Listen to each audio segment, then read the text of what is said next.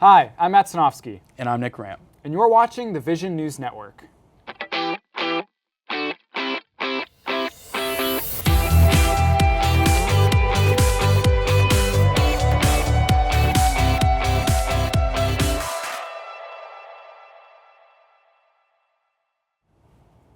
Winter Storm Fern slammed Middle Tennessee just a few weeks into the semester. The ice and snow left hundreds of thousands without power and blocked many key roads and intersections. The storm froze classes at Belmont and left professors to shift their class schedules for the rest of the semester. Alex Zock reports on the lasting impact of the historic winter weather. Middle Tennessee is still feeling the effects of Winter Storm Fern, which left hundreds of thousands without power, many of whom are still stuck in their homes due to icy roads and fallen trees. Fallout from the storm led Belmont to cancel classes through Wednesday this week. For many classes, this has put them behind schedule. And so he helped me kind of rethink about how I might reshuffle a few days' projects to where it'd be most effective for people to do asynchronously, while hopefully not losing educational time in the process. Since commuter students and faculty may still be experiencing dangerous driving conditions and power outages, professors have been given flexibility with how to hold class. My Thursday professors are mostly doing online classes. It doesn't feel like quarantine in 2020 because it feels like another long weekend because we had a 3-day week when we came back from break and then immediately had a 3-day weekend. After experiencing the COVID-19 pandemic, schools and instructors learned how to adjust their class schedules in case of unexpected days off. I tend to try to prepare my classes, so I'll pre-record lectures before the semester so that I'm prepared if something like this happens. Students should keep an eye on their email as instructors will provide guidance for the remainder of the week. For VNN, I'm Alex Zock. Even weeks later, Nashville Electric Service is still taking heat for their lengthy response times and unexpectedly high bills, even from Mayor Freddie O'Connell. Another persistent issue is student parking on Caldwell Avenue. The situation has frustrated students for months now. Cones have finally been put up to prevent people from parking there, but Georgina America reports on the long process it took to get here. Parked cars on Caldwell Avenue are an ongoing problem. They've been causing traffic and safety concerns since last semester. Cars park on both sides of the street in no parking zones. A lack of clear signage has contributed to the issue, though drivers of these cars still ignore the tickets and warnings that have been handed out. If you are a student and you're driving or parking around campus and Belmont has placed some signs up, it would probably behoove you to obey those as well. On the residential side, cars park illegally in front of no parking signs and mailboxes. On Belmont's side, university signs aren't enforced by the Nashville Department of Transportation and don't yet extend in front of Wiseman Hall. It's really problematic because it turns a 2-lane road into a 1-lane road. And the big problem is when people are driving there, if you're going down a 2-lane, it's a 1-lane, you're going to have to maneuver into it and possibly hit the cars that are on the sides or possibly hit each other.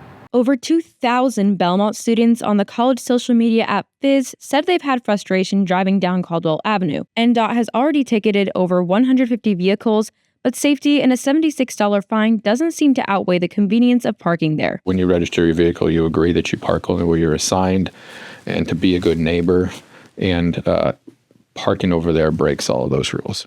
Students will have to ask themselves if it's worth it to continue parking on Caldwell this semester. For VNN, I'm Georgina America. After all that, it's a relief to see the street cleared up. And now there's room for a new kind of car. Waymo is officially rolling out its driverless rideshare program this year on the streets of Nashville. The vehicles have been spotted all around town, getting the feel for Music City. The Waymo vehicles will begin to operate without a driver as soon as this month. Students can sign up through the Waymo app to be notified when Nashvillians can take them for a spin. VNN's Georgina America covered the future of driverless rideshares. That can be found on our YouTube. Waymo could take you around Nashville, but there's still plenty happening right here on campus. How about that DJ that's been on the lawn? He's basically a campus celebrity at this point. I know, and I had the opportunity to talk to the man himself to learn how he's turning the tables on the music scene at Belmont. Check it out. Belmont is no stranger to aspiring musicians, but with a campus in the heart of Music City, it can be hard to stand out. Henry Lammers, dubbed the Lawn DJ, has played EDM in front of Belmont's main lawn for months, something the freshman wanted to do before he stepped foot on campus. Before I even got accepted, I'm like, I'm gonna get to Nashville and I'm gonna perform. I'm gonna make myself known out here. Lammers gained notoriety across campus for his sets, which he plays on Thursdays starting at 11 a.m. and going for upwards of 5 hours. Even without a captive audience, Lammers performs enthusiastically. I have been dancing around like this in my room since I was born. So if there's nobody around, that just means I can play absolutely whatever music I want. Whereas if there's more people, I'm catering a little bit. His sets have brought a less popular music genre to Belmont students' attention, including his roommate. I found that we're kind of opposites in a lot of ways, but it's interesting to see that side of music that I don't often look at, and I feel like I've learned a lot. When he first did it, I was like, oh, this isn't gonna go so well. I kind of felt a little embarrassed for him, but then it ended up kind of working out, and he's actually gotten a lot of traction from it. Lammer's traction has carried over to the EDM scene at Belmont, and fellow DJs are taking notice. Seeing him perform right behind me, like every Thursday or something, and you know, you don't really expect it. You know, you come to Nashville and you expect country music, rock, and all of that, and then there's like this little subgroup of us who are trying to, you know, make something different. Making something different is exactly what Lammers set out to do. I'm used to, oh, it's just not my style, and et cetera, but I'm very ready to bring Nashville out of its comfort zone if need be. If it's a Thursday, count on Lammers being out on the lawn giving passerbys a show. For VNN, I'm Nick Rampe. Now that it's warming up, it's good to have music outside on campus again, even if it's not Belmont's usual sound. Absolutely, and with that warm weather comes the return of spring sports. Yep, America's Pastime is back at Belmont.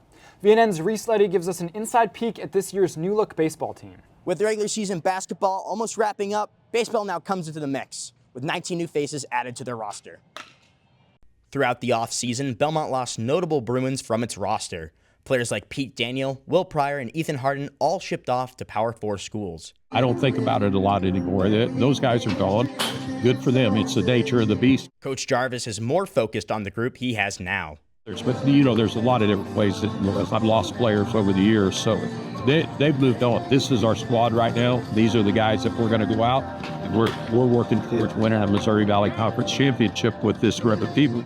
Junior right-handed pitcher Joe Ruzicka did not transfer. However, he ended up being selected by the Detroit Tigers as the 489th pick in the Major League Baseball draft. Despite the major roster losses, Belmont reloaded through recruiting. The roster this year includes 19 new players, including freshmen and transfer students. Third baseman and Missouri Valley Conference player to watch, Landon Gotze felt confident with the new kids on the block. You know, the guys we have this year, they're great guys. We have great team chemistry. We get along great. You know, everyone on the team this year, I'm happy to be around and get to know them. No matter if the faces are old or new, they still share the same thing from last season, the name Belmont Bruins. For VNN, I'm Reese Leddy. A lot of new faces are wearing the Bruin red, white, and blue at ES Rose Park this season. Yeah, and even though baseball is ramping up, let's not forget about Belmont basketball. Homecoming weekend featured a 17-point win for the men. They clinched the MVC regular season championship, and it was a big night for the seniors especially. But that was just one of many homecoming festivities.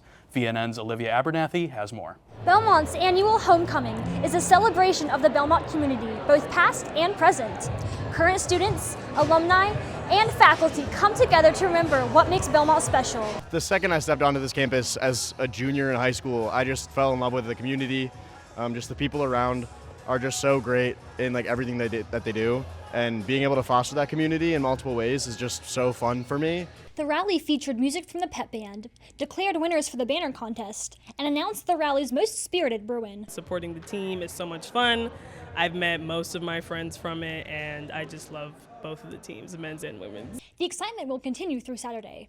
Activities include a special chapel service, a carnival, a watch party on the lawn, and a tailgate. Homecoming weekend will wrap up with the men's basketball game on Saturday night. I think people should come because it's fun to care, which I think people forget. They get a little embarrassed. It's fun to care.